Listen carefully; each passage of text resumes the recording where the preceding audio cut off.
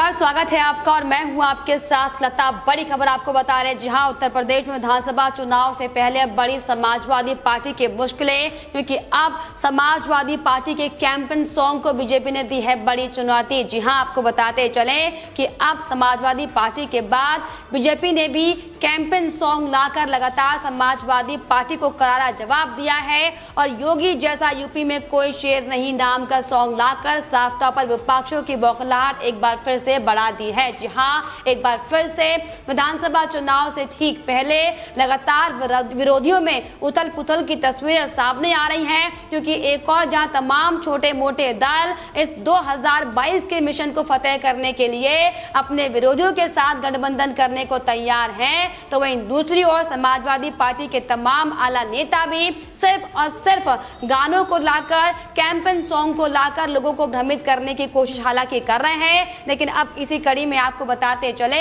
कि अब भारतीय जनता पार्टी की ओर से भी कैंपेन सॉन्ग को लॉन्च कर समाजवादी पार्टी को करारा जवाब दिया गया है। जो हां, हालांकि आपको बता दें कि समाजवादी पार्टी 2022 के विधानसभा चुनाव को लेकर अपने 2 कैंपेन सॉन्ग जारी कर चुकी है, लेकिन अब साफ तौर पर भारतीय जनता पार्टी की ओर से सीएम योगी आदित्यनाथ के नेतृत्व में किए गए तमाम सारे कामों का बखान किया गया है। और इसीलिए इस कैंपेन सॉन्ग में आपको बताते चले कि योगी आदित्यनाथ को शेर बताया गया है। जी हां, और गाने में साफ तौर पर इन शब्दों का इस्तेमाल करते हुए कहा गया है कि यूपी में योगी जैसा कोई शेर नहीं है। जी हां, और यही बड़ी वजह है कि लगातार उत्तर प्रदेश में तमाम विपक्षी नेताओं की बौखलाहट बढ़ी हुई है, और क्योंकि सब जानते हैं कि उत्तर प्रदेश में किस तरीके से हृदय विराट सम्राट सीएम योगी आदित्यनाथ ने पूरे शेर की भूमिका में आते हुए काम किया है। एक के बाद एक ताबड़तोड़ बड़े फैसले लिए गए हैं, और जिस तरीके से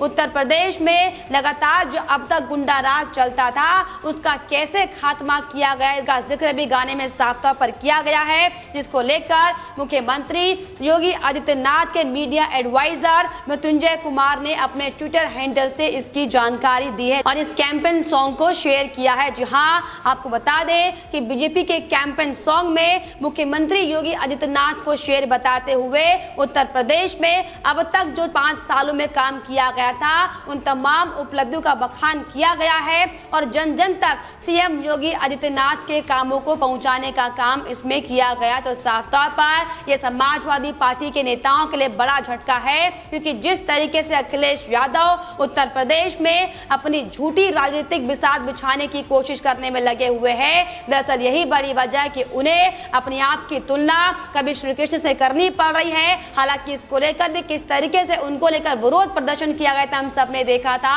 लेकिन आपको बता दें कि सिर्फ अपनी तुलना श्री कृष्ण से कर देने से ही आप श्री कृष्ण नहीं बन जाते। और दरअसल यही बड़ी वजह थी कि उत्तर प्रदेश की जनता को जिस तरीके से अखिलेश यादव ने पिछले 2017 के पहले के कार्यकाल में धोखा दिया था, और यही बड़ी वजह मानी जा रही है कि अब देश की जनता से लेकर उत्तर प्रदेश की जनता समाजवादी पार्टी को नकार रही है। लेकिन समाजवादी पार्टी के नेता अखिलेश यादव सिर्फ और सिर्फ अपनी बौखलाहट दिखाते हुए दिखाई पड़ रहे हैं और तमाम तरह की बयानबाजी बीजेपी को लेकर कहते हुए दिखाई पड़ रहे हैं। लेकिन आपको बताते चले कि जिस तरीके से अब बीजेपी की ओर से जो कैंपेन सॉन्ग जो रिलीज किया गया है, इसमें सीएम योगी आदित्यनाथ के शासनकाल में जिस तरीके से चारों ओर उजाला रहा है, किस तरीके से अब तक सिर्फ और सिर्फ 4 घंटे तक लोगों के घरों में बिजली आती थी, लेकिन अब जो 12-12, 24-24 घंटे जो लोगों के घर में बिजली आ रही है, इसका भी बखान किया गया है। और साफ तौर पर जो मुख्यमंत्री योगी आदित्यनाथ ने अब तक के अपने कार्य समय में जहां जहां विकास के कामों को किया गया है, उनका भी बखान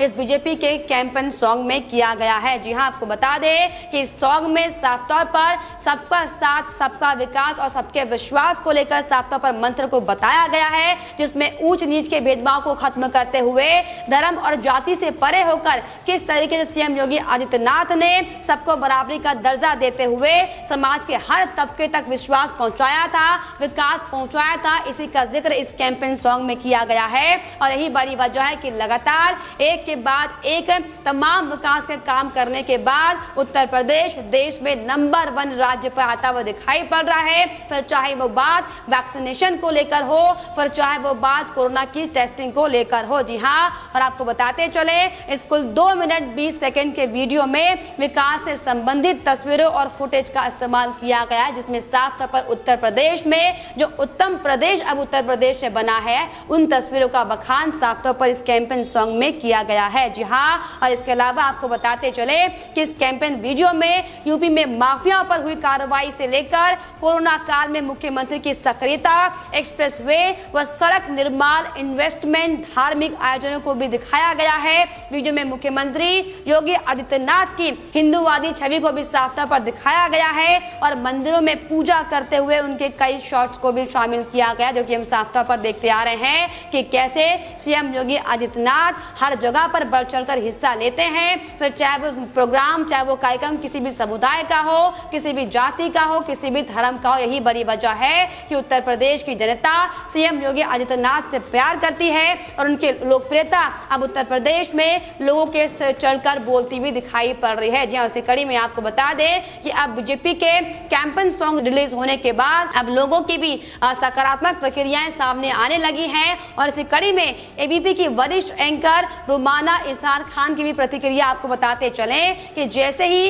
ये बीजेपी का कैंपेन सॉन्ग उत्तर प्रदेश में रिलीज हुआ, उन्हें सीधे पीएम नरेंद्र मोदी के मुख्यमंत्री बनने की याद आ गई। उन्होंने उस दौरान का जिक्र करते हुए, ट्वीट करते हुए साफ तौर पर लिखा इस सॉन्ग को शेयर करते हुए कि देखो देखो कौन आया, गुजरात का शेर आया। जब नरेंद्र मोदी जी गुजरात के मुख्यमंत्री हुआ करते थे तो उनके लिए ये नारा खूब गूंजता था और आज सीएम योगी आदित्यनाथ जी के बने इस गीत को सुनकर उस वही पुरानी दास्तां की याद आ गई है। जी हाँ, तो साफ तौर पर जिस तरीके से मोदी पार्ट 2 सीएम योगी आदित्यनाथ को कहा जाता है, दरअसल यही बड़ी वजह है कि एक बार फिर से विपक्षियों में, विरोधियों में बौखलाहट बढ़ी हुई है, क्योंकि इसके पहले भी हमने आपको तमाम रिपोर्ट्स दिखाई थी कि कैसे समाजवादी पार्टी के लोग सिर्फ और सिर्फ बीजेपी को भ्रमित करने के लिए सीएम योगी और पीएम नरेंद्र मोदी के संबंधों में खटास लाने के लिए तमाम तरह की साजिशों को पूरा करने की कोशिश कर रहे थे। लेकिन किस तरीके से हकीकत सबके सामने आई थी कि ये सिर्फ और सिर्फ विपक्षों का एजेंडा था।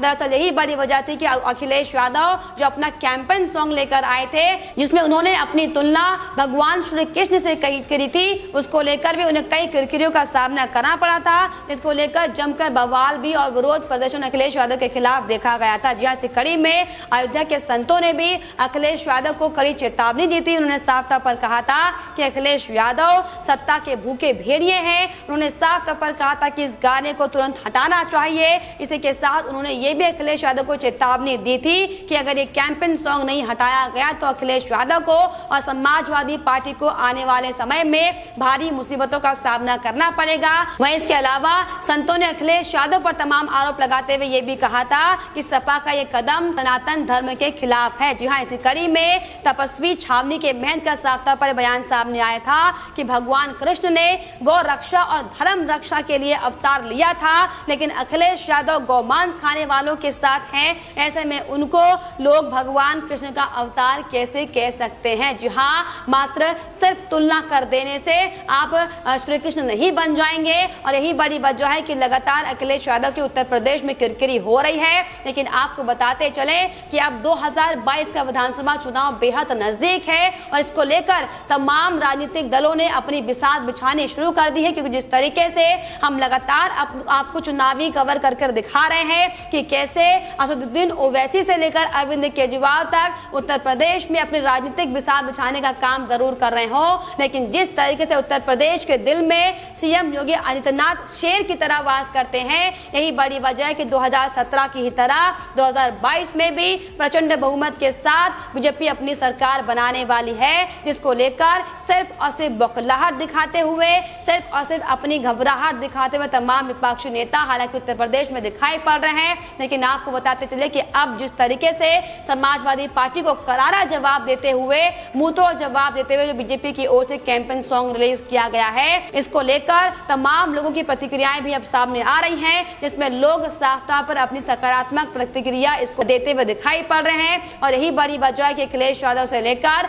राहुल गांधी से लेकर प्रियंका गांधी वाड्रा जो लगातार पश्चिमी यूपी यूपी को साधने में लगी हुई हैं, उन्हें साफ तौर पर यहाँ पर बड़ा झटका लगता हुआ दिखाई पड़ रहा है। और इसी को लेकर फिलहाल आपकी क्या राय है हमें कमेंट बॉक्स में जरूर लिखिएगा। साथ ही साथ हमारे चैनल को सब्सक्राइब करना भी ना भूलें।